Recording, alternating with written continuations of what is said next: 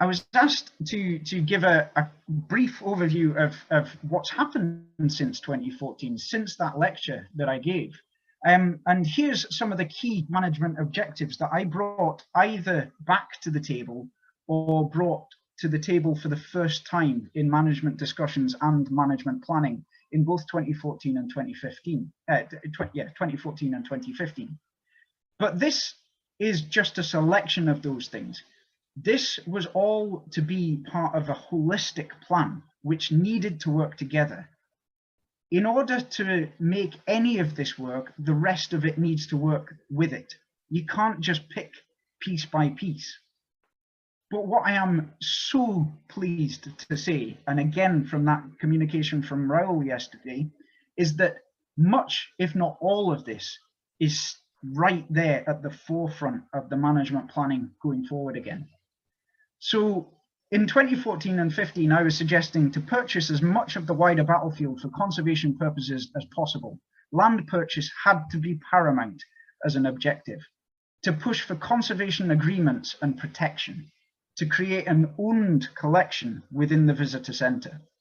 To achieve museum status, which has now been achieved. To create the Centre for Research envisaged by Grant McKenzie and mentioned just a short while ago.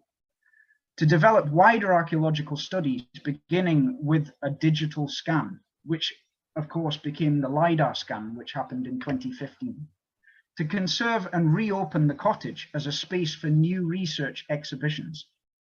To engage in the academic community and hold an annual conference, very much like what is happening online on Saturday. To investigate joint working with Historic Scotland or Historic Environment Scotland as they are now, Forestry Scotland, Highland Council, the big decision makers and landowners in the area of Drumossie Moor, and but the potential that could come from that for World Heritage status for the multiple heritage sites on Drumossie Moor. That's an important point because over the development of the developments at Culloden, people have asked why World Heritage status hasn't been done for Culloden Battlefield. It's because World Heritage status purely for Culloden Battlefield just wouldn't work. It has to be a number of heritage sites with a wider picture of history. And that is possible at Drumossie Moor. It may not be the primary objective now, but it certainly could be viewed in the future with joint working. To continue the development of commercial success, the shop refit was a major part of that. The balance of conservation and commercial activities at Culloden Battlefield. I'll speak a bit more about that later on. And to update the exhibition in 2017 with information from current research. By 2017, several books had been published which weren't available when the centre was open in 2007.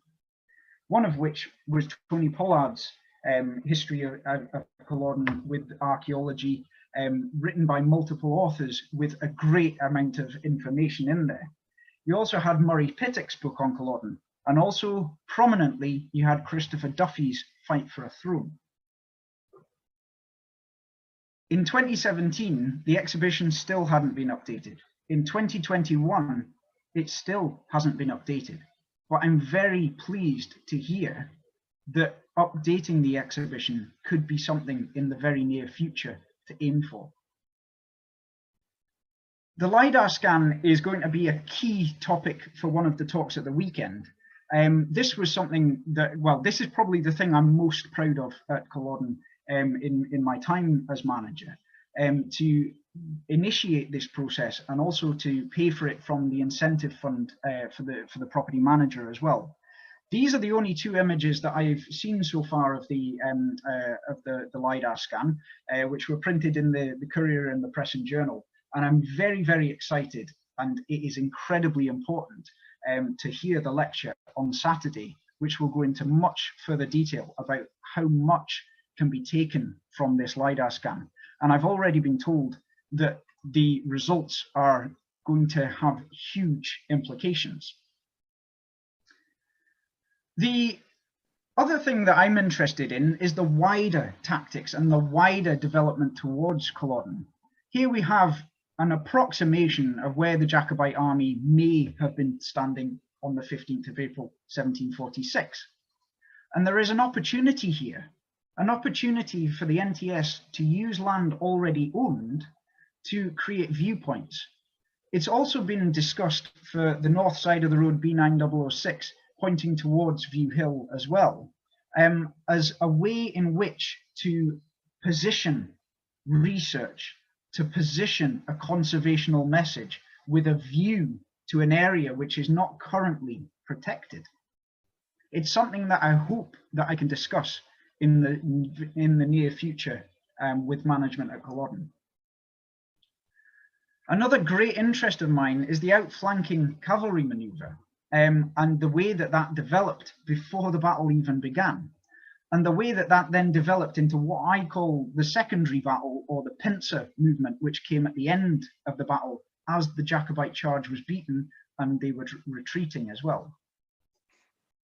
All of this is current research, but here we come back to the land and to the conservation issues. In 2009, the Viewhill Farm buildings were available to purchase for the National Trust for Scotland, and it was put forward by area management in the Highlands to the directors at head office. Unfortunately, the opportunity wasn't taken in 2009, and as we know, in 2018, the housing estate that is now Kenfield's Housing went ahead on that ground that was available in 2009. A similar thing happened in 2015 when Viewhill and Black Park Farm were not purchased when they were available. The cost of those two farms would have been approximately the same as the cost of the refit of the shop at Culloden. The National Trust for Scotland at that time was moving in very commercial directions, focusing on tourism. However, I'm very pleased to see the development of leadership at the National Trust for Scotland just in the very recent past. Philip Long, as CEO, is a conservationally minded person, but he also knows how to balance conservation with commercial activity from his time at the Victoria and Albert Museum. And I also know that Raoul is a very conservationally minded person as well. And I really hope that that means that he will get the support from higher up the management chain in the NTS to see conservational plans through. So in 2021, and coming up to this weekend, this Saturday, and the messages that will come out of the talks, we might see land purchase back at the forefront of management planning. So we return to the ground here, and this, of course, is the NTS ownership of the battle site, just to give you a picture of it. And I'm just going to fly through some of the boundaries that have been created over the years. And this is the conservational side of things. And it shows the development of the conservational interest and also the research that went behind it. So Historic Scotland created this boundary in 1968. Of course, when interest is starting to boom, just after the visitor centre is opened, just after the Peter Watkins film, just after the John Preble book. That protection wasn't enough though. And in 2009, Historic Scotland looked more academically at their battlefield boundaries across the whole of Scotland. And this boundary was drawn, if you can see in green, a much wider boundary, which actually, apart from the Hanoverian baggage, takes in pretty much the whole of the battle site. This is the 2009 Viewhill proposal, that block of ground in pink. And here are the areas of land that were available in 2015, just to give a picture of that. Who knows, these areas of land could be available in the future again. But the reason I include them here is to encourage people to be interested in how these decisions are made, and also to hopefully to encourage that these opportunities are not missed again in the future. Because I sincerely believe that purchase of those pieces of land in 2009 and 2015 would have flipped the conservation argument on its head from where it has been until very recently. It would have provided a great amount of support for the conservational view of Culloden. I'm realizing I'm running on in time here. So here we have the Highland Council Conservation Area in 2015. I drew the original map for this when I was talking to Highland Council. I actually included the whole of the railway line as the distance around the battlefield. But as you can see, again, it's widening a boundary. But as we also know from the discussions that have developed, this does not have any statutory protection over Culloden. It's just an advisory thing. It can be completely ignored. It can also be circumnavigated by people who want to develop within that area, as long as they do certain things. And that is problematic. The yellow line that has just come up ahead of you there is the approximate area of the archaeological work that has been done on the ground, the physical archaeological work at Culloden Battlefield. There are some other spots wider around the battle site, but that is the main area that has been focused on so far. And this shows why the LiDAR scan was so important. And the LiDAR scan took all of the area of the blue line, the Highland Council Conservation Area, in. So that entire area has been recorded digitally in 2015.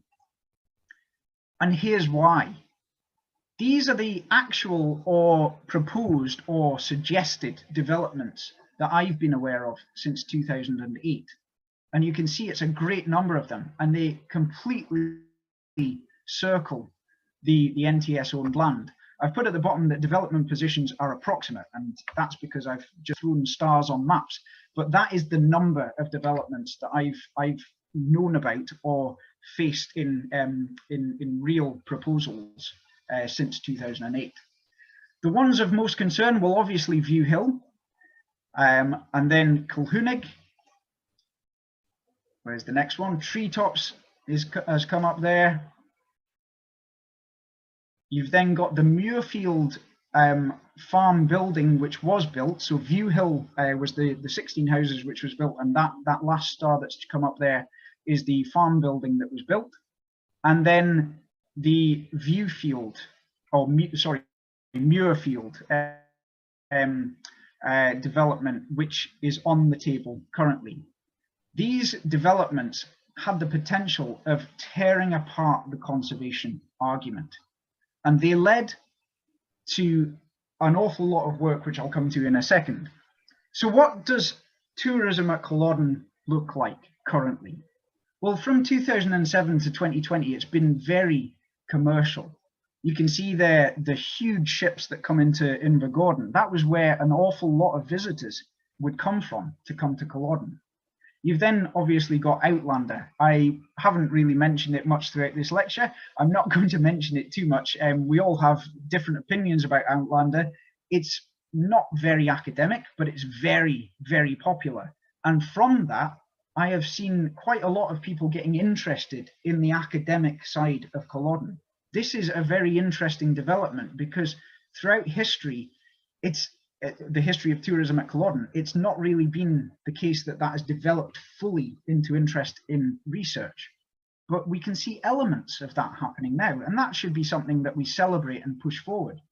So returning to Finlayson's map and mapping a developing battle and its tactics, I've spoken to Christopher a lot this year as he's been developing his maps. And what we've been forced into is a very interesting situation by those developments that I placed on the map a little earlier. Christopher has come closer than I believe anyone ever in mapping Culloden Battlefield to within square meters of where things actually happened.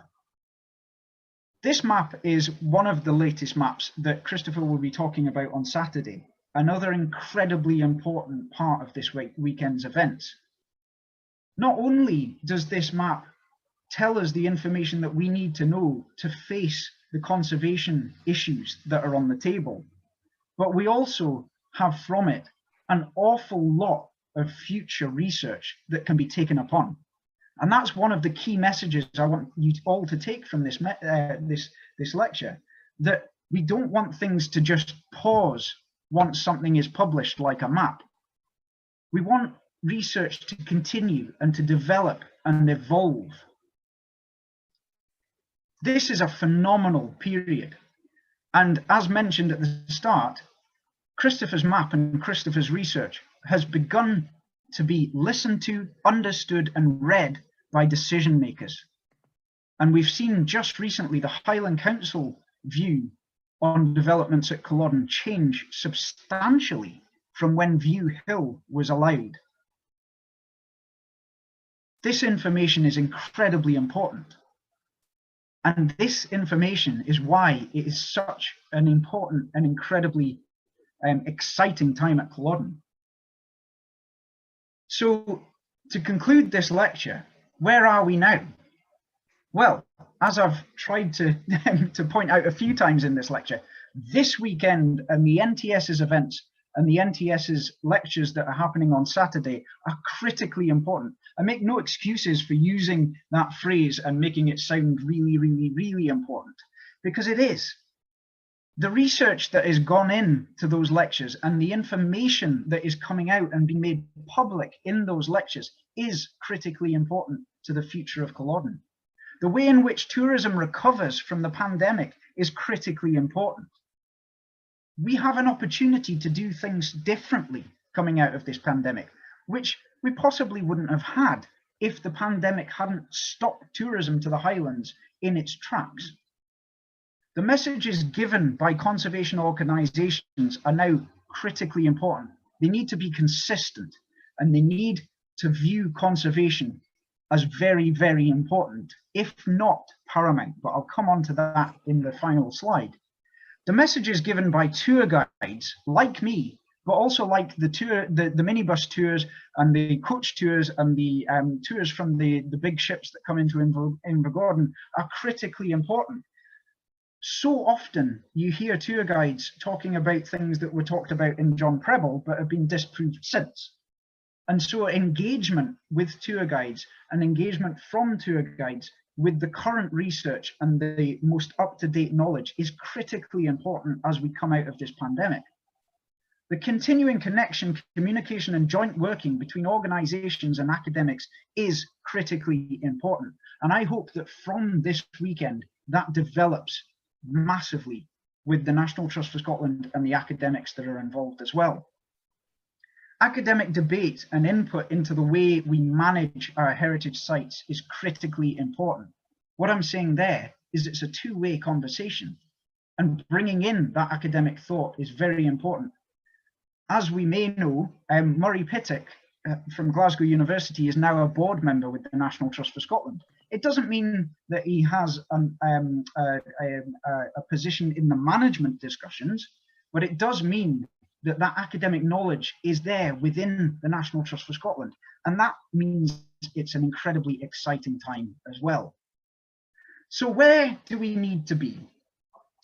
Well, to generalize massively, we've looked at an awful lot in this lecture. And the historic scenario from 1746 to 1996 was that tourism interest led to academic interest, which then led eventually to conservation when issues came about.